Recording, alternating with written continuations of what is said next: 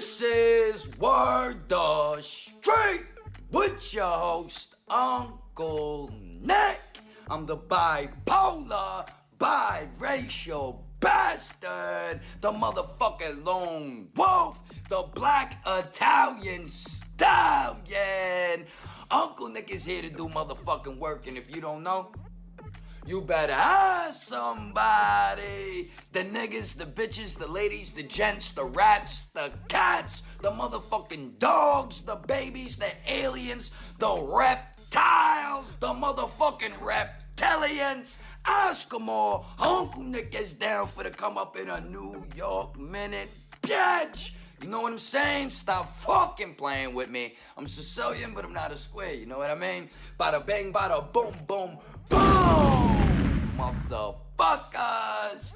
Let's get this shit poppin'. Shout out the Wolfpack. Shout out everybody in the comment section. All the new subscribers, all the old subscribers. Everybody hitting that motherfucking notification button. And most of all, everybody that donates to the motherfucking show. You know what I mean? Shout out to y'all motherfuckers. Drip, drip, drip fills the bucket, bitch. You know what time it is, you know what I mean? But without further ado, further delay, let's get into this motherfucking shit and let's get it poppin'. Let's go. Alright, we in the motherfucking cut right now in the Lower East Side.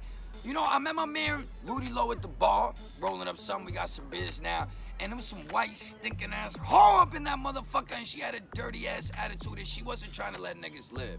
So niggas got tight a little bit, but we didn't get ignorant, you know what I'm saying? He was talking his shit in the front, and then there was some dude in the back with a skateboard. I'm like, yo, son, slow it the fuck down, because I got 3 Coronas right here, and I'll light it off. You know what I'm saying? I ain't trying to get on that Dominican shit. Shout out all my Latin people out there. You know how to do with the bottles. Pat, pat, pat, boom! We over here on 5th Street. We holding it motherfucking down between Avenue D and Avenue C. We in the garden. We relocated. We doing our thing. And it's a pleasure to have my man. He's a motherfucking legend in the fucking house. Shout out to Stuck B, my nigga Niggity Knock, the whole motherfucking fam, Bernadette, R.I.P. to Sean Price, you know what it is. Brownsville style, East New York. We got an ill connection right now. We're about to break it down. You know I talk a lot of shit. Yo, I gotta give my, shout out to Aguilar, because I know I killed your interview the other night. Every time he was trying to speak, son, I was like, yeah, more, and you know, he was straight, like, it was the moment, but I was just hyped because I was drinking, and that's what I do, you know what I'm saying? But we're going to break this down, we're going to do this right. You know, I got to watch the cut over there, too, because we got my Puerto Rican poppies over there,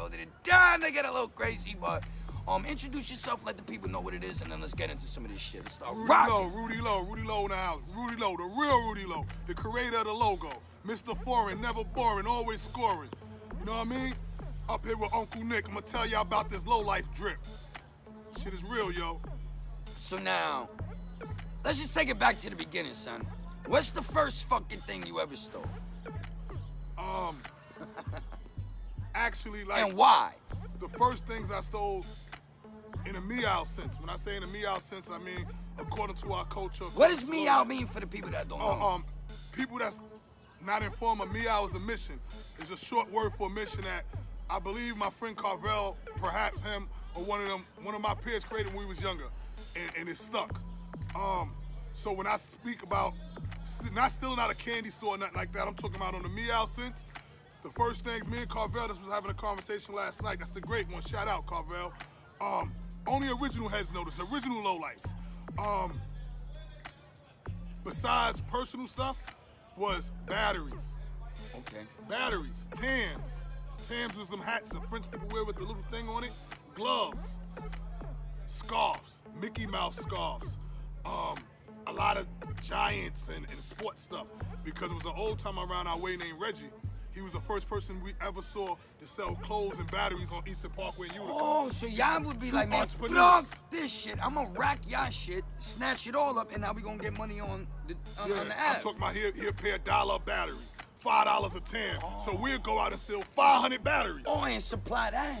Yeah. He was the plug. He was the plug. I was the fence. But I'm talking about, we was doing this when we was like 12 and 13. So, I saw an interview, what is it, the Universal Low Lives or something like that? Yeah, Universal Low Lives. With the Spanish dude, George. Oh, Georgia, yeah, the original OG. And he was talking about some dude, Frege or something like that. And he was talking about getting batteries, but in Midtown, though.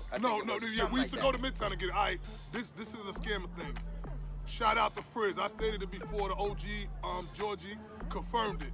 And shout out to Universal Low Channel. Shout out Universal Low Lights, Big Man, the Watchtower, Big Bull, SJP, you already. All right, this is a scam of things. Georgie, Hector, his brother, their sister Lisa, they the originators. When I say they brought the stealing around. Okay, got you. They were stealing. Now, once they hit Frizz to stealing, Frizz lived up the block for them. That's Kurt. He lived up the block. At the time, you know, it was mainly a black neighborhood. So, you know, the Spanish people was less popular. But Frizz befriended him, so they became friends. So Frizz teach him how to fight. So he was accepted within the culture, and he taught him how to fight. Yeah. So Frizz That's taught him, a must. Frizz You gotta know how to taught do him these certain things, but he taught Frizz how to steal. Oh, it was an even out thing. So now once he teach Frizz how to steal, Frizz took it to a next level on entrepreneurship. When I say that, meaning this, we were stealing toys, we were stealing stuff that's to get fly, we were stealing, that's to steal. Someone's like we were on the back of the bus. Riding the KB. Yeah, But and I remember little niggas doing that shit. now, don't get me wrong. We all stole. 90% of us stole because of our upbringing. Yeah, our of course. upbringings was hardship. You know what I mean? We didn't get what we thought, or we didn't get what we needed in our household, so we took it amongst ourselves to provide that shit. Provide Yeah. that. Now, what Frizz did was take it to entrepreneurship, when meaning this, he the one plugged us, tell us, yo, let's go steal the batteries and Tams and sell it to Reggie. Gotcha. See, that's why that story kind of like. So it now rung we a making bell. money. So now, usually think about it. We young, we going out, we getting stuff to be fly, but where the money at? Because when we getting this polo, we don't really want to sell it. No, we you want want to to sell keep it. it. Shit, 'cause we want our clothes to be fly. But how you gonna be outside fly with no money. So now Frizz filled that void. Negative.com. It don't work like that. He So filled now, that void. So now we gonna pockets steal. is full. We gonna steal in abundance, and we gonna sell at Wholesale. wholesale, and it's gonna go like this. My nigga. But this is the main thing. This is what I be trying to explain to the 210,000 low license hashtag right now. It was a community. See, in Crown Heights, we brought the stuff from Manhattan, we gave it to Reggie, and Reggie fed the neighborhood. Everybody that got off the train on Money St. John, making Manhattan. everybody that got off the train on East Park on Utica, Remsen, Dollar Cap. Oh. All the foreigners, he provided something to them. He had- a void, a battery. You don't got to go pay $5 for the battery from the white man. You can buy it for $2 from here, And he then, bought it $1 from and us. they buy it in abundance too. So guess what? Everybody's going to train, need a scarf, need a glove. It's wintertime, so one hand washes the other, both wash the face. Gotcha. That's what people do now, but we was doing it on a small level, but unbeknownst to ourselves, because we just was young and we just was learning, you know, getting the hip. Y'all were businessmen. Yeah. Straight up and down. You know what I'm saying? Yes. But just on some cutthroat shit, on some young shit, but later on that would evolve now. So that's that So kicked that off. to bring it back to one of the first things that I was stealing or we were stealing. Yeah. So we were stealing clothes to wear and all that, you know, to get flyed up. That was personal. Yeah, but don't get me Business. wrong. At first, it wasn't just to get fly. At first, it was to fill our void. We didn't have none. Me personally was fucked up. Most of us was fucked up. Our parents were drug addicts or Exactly. dope fiends or Or alcoholics, alcoholics. missing Exactly. parents. You know what I mean, et cetera, et cetera. So, but And it's it not became just addictive. one family.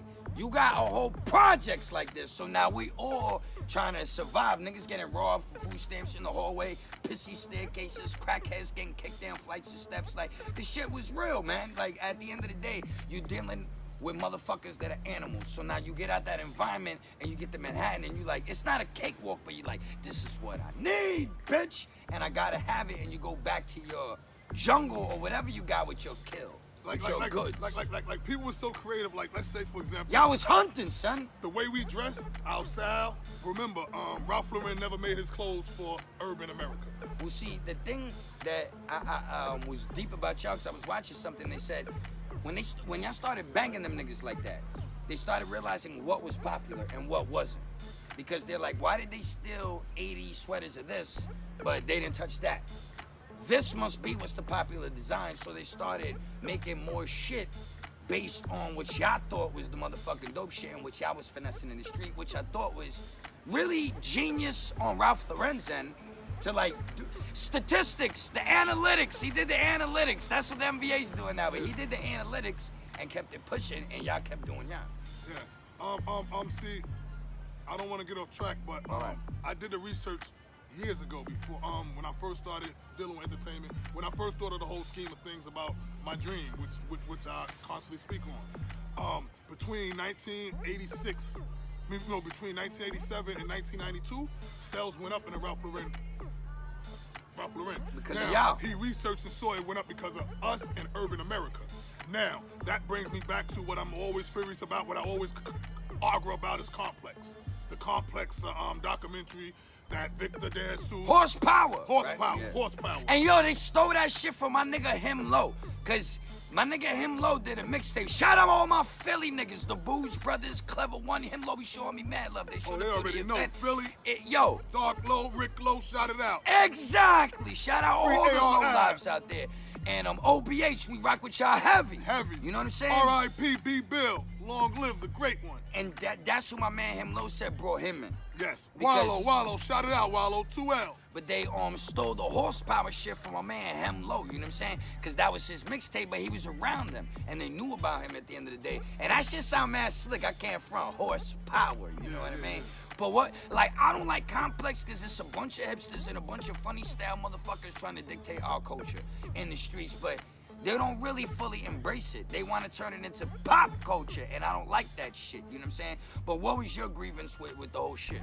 My grievance with Horsepower and a few other people is this. Horsepower tried to pitch it that hip-hop took Polo to the next level. No. In essence, when they try to do that, they try to use Thurston Howell, they try to use Prince, Rack, people from a hip-hop perspective saying it took it to the next level. Hip-hop is corporate. Hold on. Hip-hop nowadays. Hip-hop in its original sense wasn't corporate. Rap was corporate. You feel what I'm saying? Like I love the eleology of words. So with that being said, the culture's from the streets. The culture is the streets. The essence of it. Yes. Now, don't remix it. So don't overlook the motherfuckers that really put it down, along with the other dudes that entertain people along with it. Yes. Shout out Rack, shout out Thurston Howell the Third. Thurston Howell came through, did a dope interview with a nigga. Shout out to you, son. Now, the reason why I say that is this. I recognize Thurston, Rack being vehicles, keeping stuff alive, or let's say Brand Nubian, or Big Daddy Kane, or whoever else. Sadat X, shout out 2L, Sadat X, that spreaded it. But at least acknowledge and recognize where it come from. This is what I always say now. People from my generation or people that do proper research understand that back in my days, like I always brag about, the real shit. The streets, the rappers emulated the streets.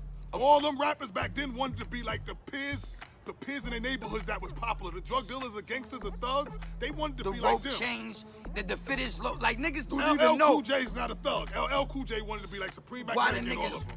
You feel what I'm saying? Alpo and all of them. Alpo and all of them, other people wanted to be like them in their neighborhood. You feel what I'm saying? So this is where it came from. The same way like Rakim. They mimic street style. Rakim, everybody in Rakim used to be with Supreme Magnetic in them, Double R, the big homie Terror and all of them from Fort Greene. Them was real street legends. And they mimicked that. Not mimic, but they took what they were doing that was cool. They peers. Exactly. The same way like Lulo Life take on our persona in these last years. Well, how I take on your persona. Yes. Because I'm a younger dude coming into it now, but I stay low down as much as I can. And that's from y'all.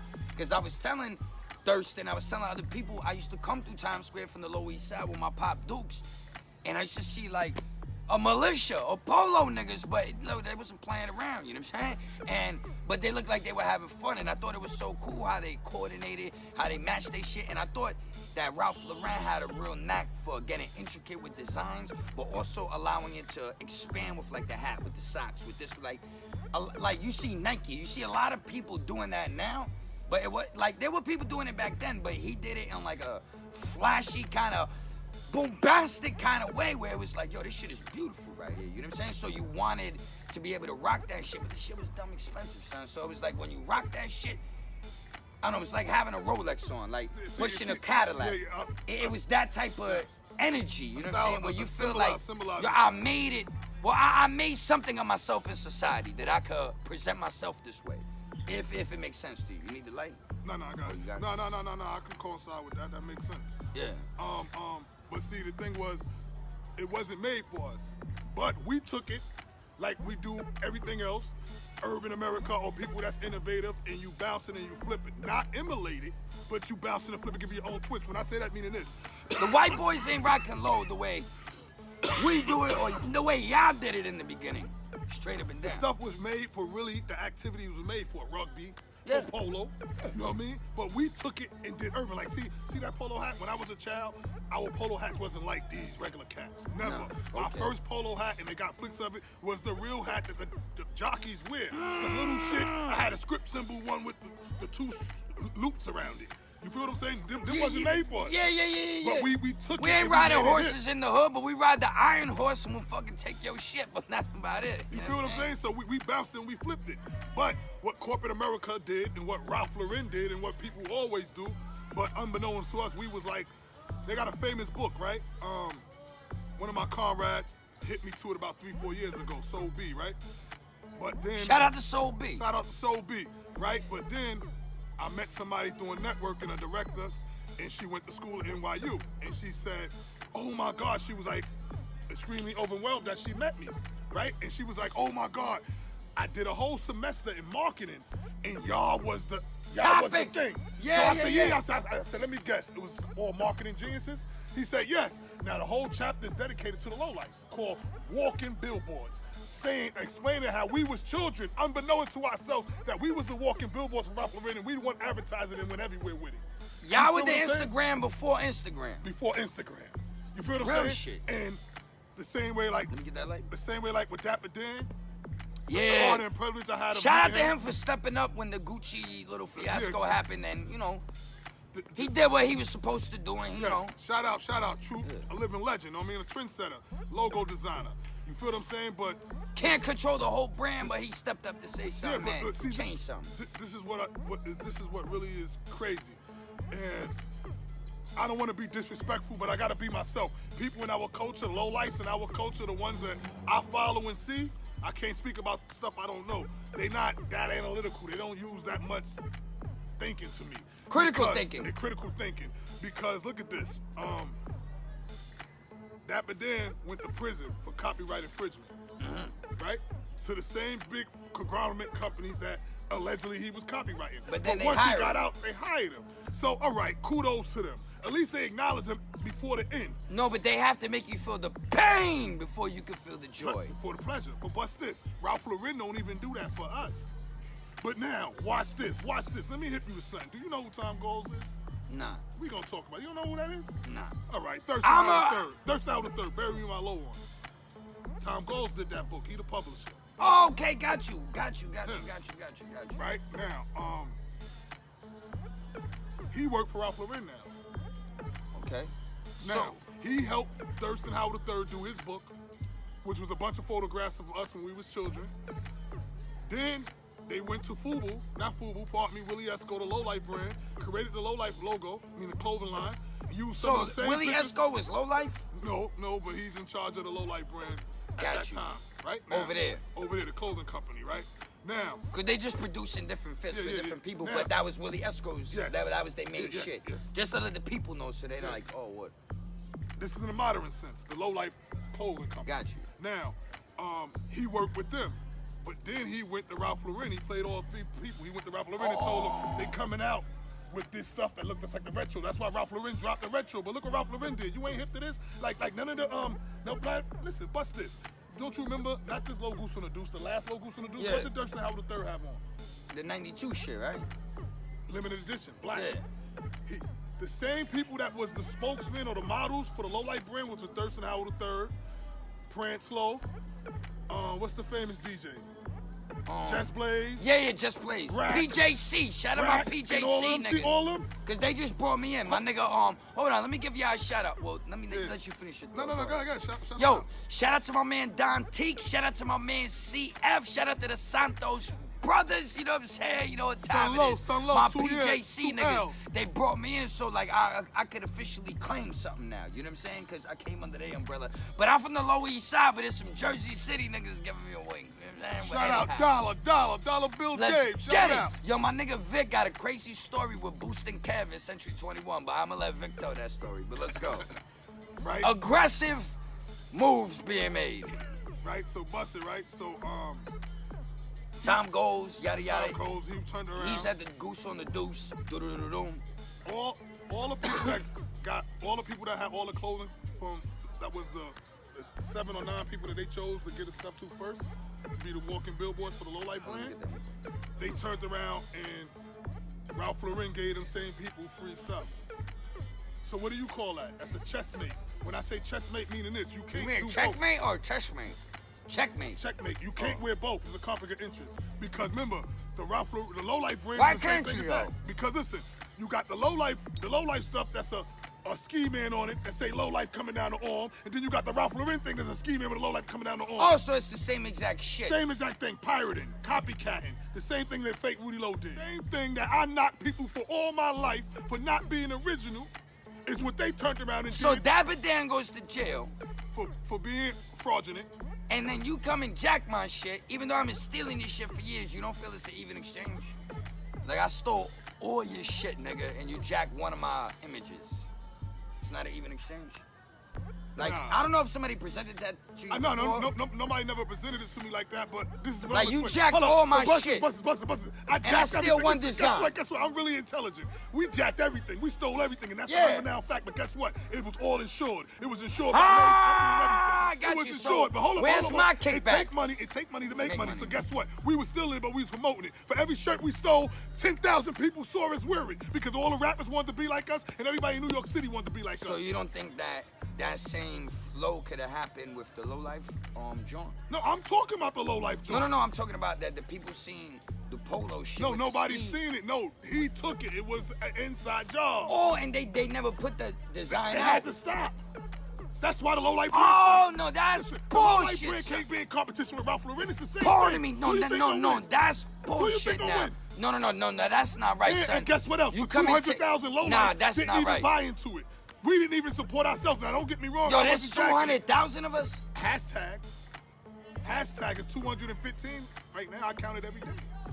So imagine if all of them gave you 50 cents for Uncle Nick's show, and you want to be the main platform for the whole Low Life organization. And do it right. And do it correctly, unbiasedly. Yeah, exactly. Because Without a lot of picking my, sides. don't get me wrong, a lot of my peers, this is what sets me different from a lot of my peers. A lot of my peers have personal issues. I have personal issues with people, but I don't let it affect whatever's at issue at hand.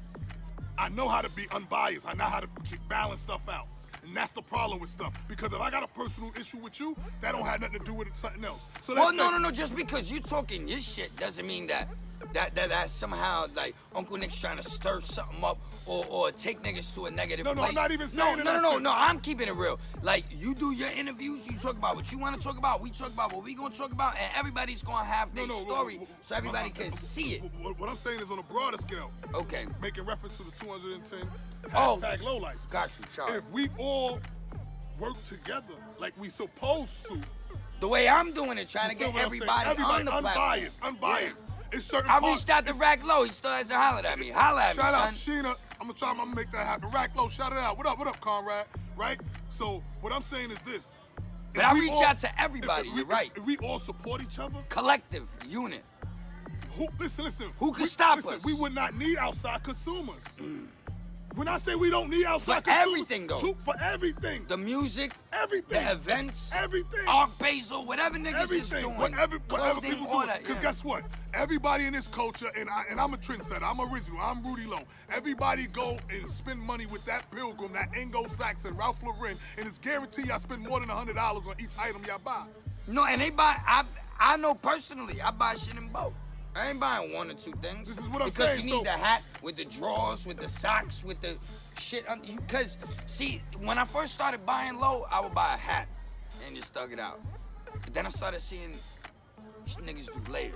That's system. You And- see, everything got to connect. That's the same thing I'm saying within our network system. When I say Yeah. that, I'm just not gonna like your. I'm just not gonna like your Instagram page. I'm gonna like your Facebook page. I'm gonna like your YouTube page. Oh, what you see? You got a pop-up shop over there? I'm gonna come through. I'm gonna buy a pendant from Rack. Oh yeah, Low Trade got something going on. I'm gonna post it without nobody asking me. No, and exactly. I'm gonna go. Because my Independent. followers gonna go. It's supposed to be organic and independent. Yo, The son. same way this flow. I was at the Delancey. I went back because I was trying to get some pussy, you know what I'm saying? Shorty was like, yo, wait a little bit because my mom's and all that. So I just hit Low up like, yo, let's do an interview. So I had me back immediately. We started popping shit for like 40 minutes. Then after that, like he had to go and then I got some pussy. So it was like a perfect, you know what I'm saying, spin off. marriage, But yeah. like that was organic. It was like 3 in the fucking morning. I'm like, yo, I know this ain't normal shit, but he ain't a normal motherfucker. We flowing in the same like the street shit. Niggas know 3 in the morning, niggas is up in the street. Yeah, so. that's when I brainstorm. I happen to be a jail dude, so you know, early in the morning when it's quiet, that's when I put my thinking cap on. Exactly. You feel what I'm saying? And in the universe, if I'm not mistaken, if I'm not mistaken, it's a scientific fact that you're most creative, like when your brain's most creative or lucid, whatever the fuck they want to call it, is between certain like I think it's like 1 and 4 or some shit like a little time schedule like that where your brain is like your shit is working overtime.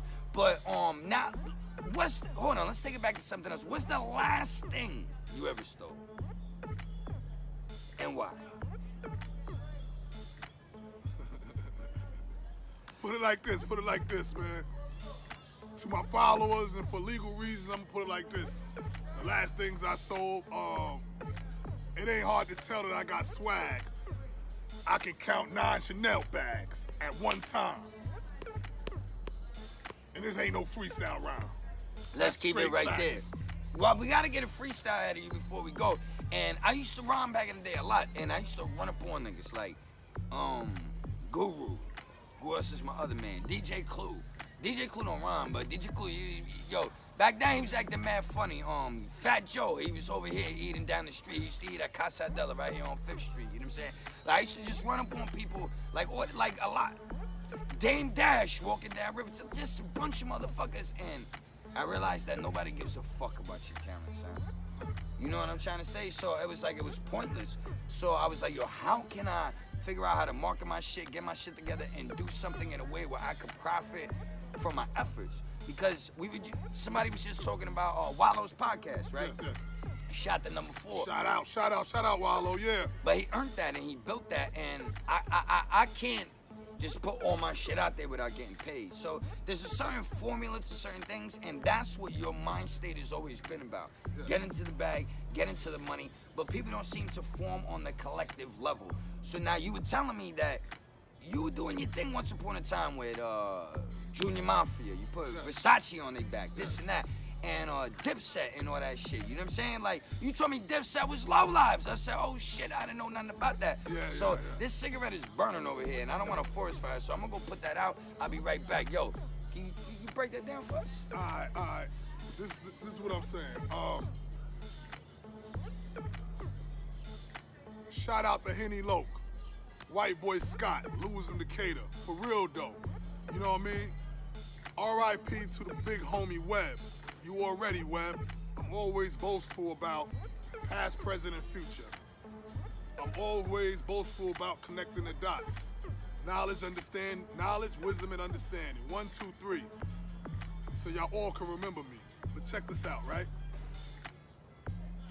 Free Luca Bronski, Sean Lowe, Buff. Original Lowlife, 2 L's up. Lucky, Mick, you already. R.I.P. to Little.